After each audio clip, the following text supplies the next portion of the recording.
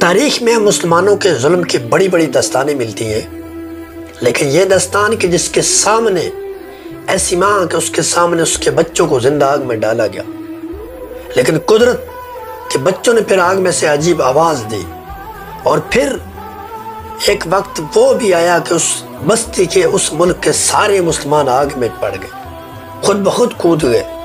بڑا دلچسپ قصہ ہے۔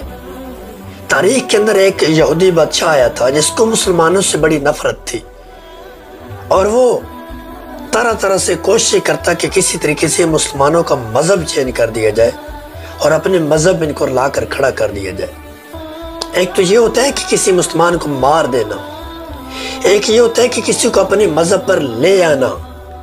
مارنے سے تو ایک بندہ جائے گا، لیکن اگر کسی کو اپنے مذہب پر لے کر آ جائے تو پھر وہ اپنے رشتہ داروں کو بہت زیادہ اور اپنے چاہنے والوں کو اس مذہب کے اندر لے کر آ جائے گا۔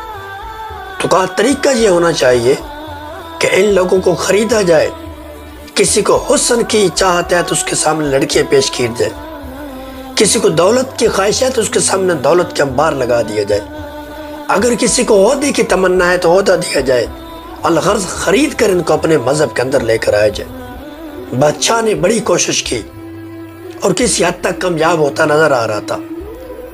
اس کے سامنے ایک عورت آ جاتی ہے جو ڈٹ جاتی ہے۔ کہا بادشاہ کسی صورت میں اپنے آپ کو نہیں بیچ سکتی، میں نے جس نبی کا کلمہ پڑھا ہے محمد رسول اللہ صلی اللہ تعالیٰ علیہ وسلم، کبھی اس سے بے وفائی نہیں کر سکتی، تو جو مرضی کر لے۔ اس کے 3 بیٹے تھے، سب سے چھوٹا بیٹا ابھی اس کو دودھ پی رہا تھا۔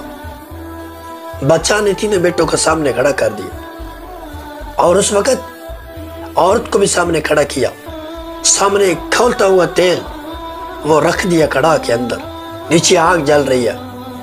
کہا عورت اب تیرے پاس 2 آپشن ہیں، یا تو ہمارا مذہب قبول کر لے، مسلمانیت کو چھوڑ کر یہودی بن جا، یا تیرے بچے کو اس تیل کے اندر ڈال دیا جائے گا۔ عورت بڑے ڈٹ کر جواب دیتی ہے کہ میں کبھی اپنے محبوب سے نافرمانی اس کے نہیں کر سکتی، کبھی اپنے محبوب سے بے وفائی نہیں کر سکتی۔ یہودی نے آرڈر دیا، اس کا درمیانہ بچہ اس کے سامنے کھولتے تیل میں ڈال دیا جاتا ہے۔ جب تیل میں ڈالا جاتا ہے تو ایک دھواں نظر آتا ہے، آنکھ چھپکتے ہی دھواں ختم ہوتا ہے، سامنے اس کی ہڈیاں تیرتی نظر آتی ہیں۔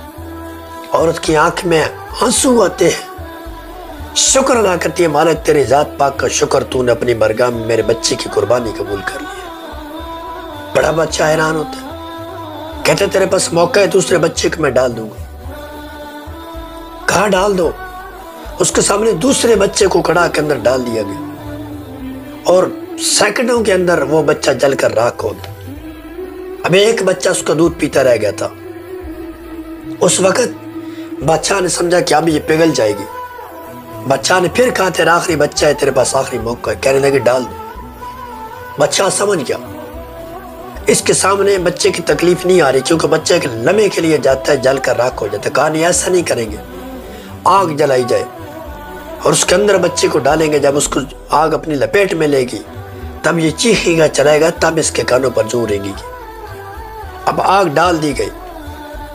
جب آگ بہت زیادہ بڑھ گئی اس وقت اس کے بچے کو اٹھایا گیا۔ بادشاہ نے کہا آخری دفعہ بچے کو دیکھ لے، اب بھی موقع ہے، ورنہ دیکھ لے آگ کے سامنے جل کر راکھ ہو جائے۔ کہا ڈال دو۔ جب اس بچے کو آگ کے اندر ڈالا گیا تو وہاں سے آواز آتی ہے ماں پریشان نہیں ہونا۔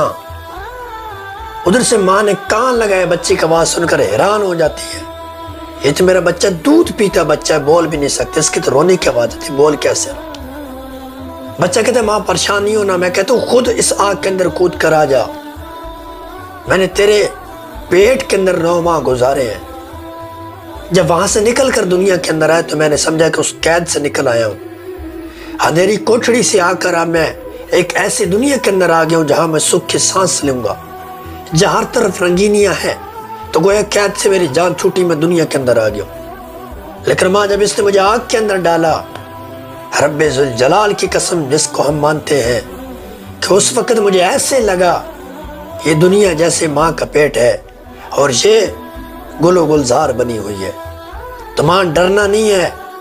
میں کہتا ہوں اس آگ کے اندر چھلانگ لگا دے، رب کا کلمہ پڑھ کر پھر دیکھ ہوتا کیا ہے۔ بادشاہ دیکھ کر حیران ہو گیا۔ اب وہ امام وہاں سے اٹھتی ہے، خود چھلانگ لگا دیتی ہے، کلمہ پڑھتی ہے، اندر سے آواز دیتی ہے، مسلمانوں خدا کی قسم یہ بادشاہ تمہیں ورغلا رہا ہے، کبھی اس کا دین قبول نہیں کرنا، تمہیں آگ کے جھونسے دے رہا ہے کہ آگ کے اندر ڈال دیں گے۔ میں یہاں دیکھ رہی ہوں میرے بچے بھی زندہ ہیں، میں بھی سلامت ہوں، ہمارے لیے جنت کے باغات ہیں، میں تمہیں کہتی ہوں کہ اس کو چھوڑ دو، ساری آگ کے اندر کودو، پھر دیکھنا رب تعالیٰ کی قدرت کے کرش میں کیسے آتے ہیں۔ اب وہ کہنے لگی بادشاہ سلامت بتا کیا کرنا ہے، آگ میں جانا ہے تیرا کلمہ پڑھنا ہے؟ بادشاہ کہنے لگا یہودیت کو قبول کرنا پڑے گا ورنہ سب کو آگ میں ڈال دوں گا۔ وہ سارے دوڑے آگ کے اندر گھس کے، بادشاہ حیران تھا، بظاہر تو آگ نے ان کو لقمہ بنا لیا اپنا، لیکن اندر سے سارے خوش تھے۔ اللہ تعالیٰ نے وحدانیت پر ڈٹے جانے کی وجہ سے انہیں یہ مقام عطا کیا اور اتنی عزت کی کہ ان کے لیے ہمیشہ کے لیے جنت کی بہاریں آ گئی، ایسے باغات جن کے نیچے نہریں بہتی ہیں۔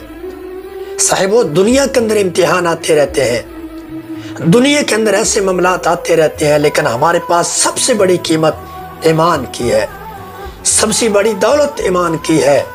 اگر یہ ہم نے بچا لی تو ہمیں ایک دنیا کچھ نہیں کہہ سکتی، اس کو بچا کر خدا کی بارگاہ میں پہنچ گئے تو گویا ہمیں سب کچھ مل گیا۔